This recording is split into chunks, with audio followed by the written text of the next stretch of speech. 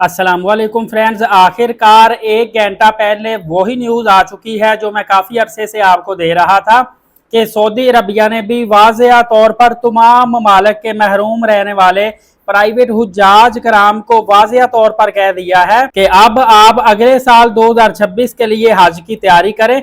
इस साल हमारे पास गुंजाइश बिल्कुल भी नहीं है क्योंकि इंतजामात तैयारियां बिल्कुल आखिरी मराहल में पहुंच चुकी हैं, बल्कि फाइनल हो चुकी हैं। दोस्तों, अल्लाह ताला के हर काम में हिकमत होती है।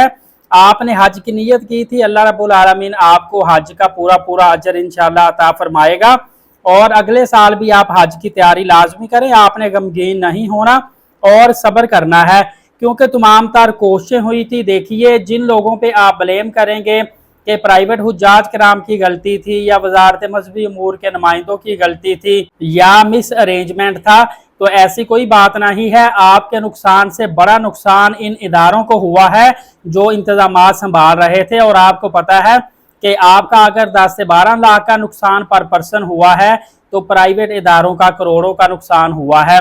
दोस्तों, सऊदी अरबिया ने यह भी वाज़िया तौर पर दो रास्ते बता दिए हैं कि आप अपनी रकम वापस लेना चाहें तो रकम वापस ले सकते हैं और अगले साल हज करना चाहें तो अगले साल हज कर सकते हैं। बहरहाल सऊदी अरबिया इस वक्त अपने तमाम तार जो हज के इंतजामात है उसको देख रहा है। इंशाअल्लाहुल अजीज जून के स्टार्ट पे आपको पता है कि हज का आगाज हो जाएगा और जैसे ही हज मुकम्मल होगा उसके बाद आपके पैसों की वापसी का सिलसिला होगा या जो भी क्राइटेरिया बनेगा वो हज के बाद ही अब बनेगा, फौरी तौर पर यह नहीं हो सकता।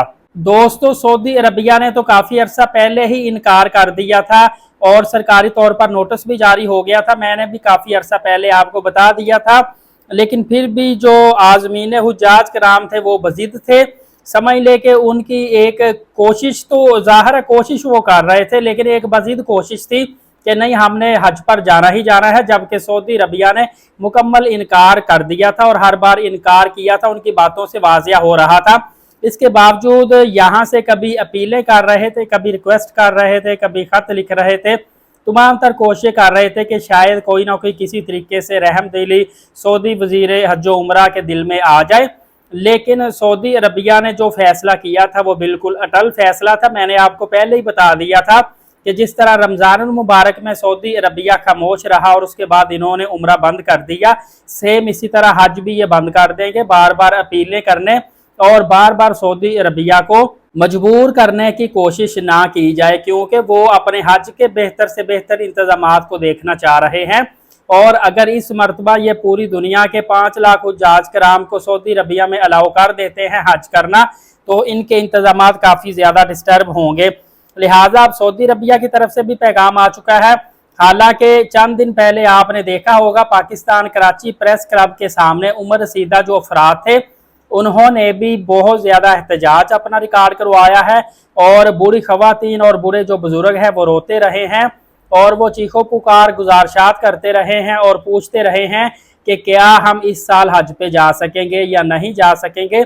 बहरहाल अल्लाह पाक की तरफ से जो होता है इसमें बेहतरी होती है। नीयत तो आपकी भी अच्छी थी और तमाम तर नुमाइंदों ने कोशिश भी की है, किसी को भी ब्लेम करने की ज़रूरत नहीं है।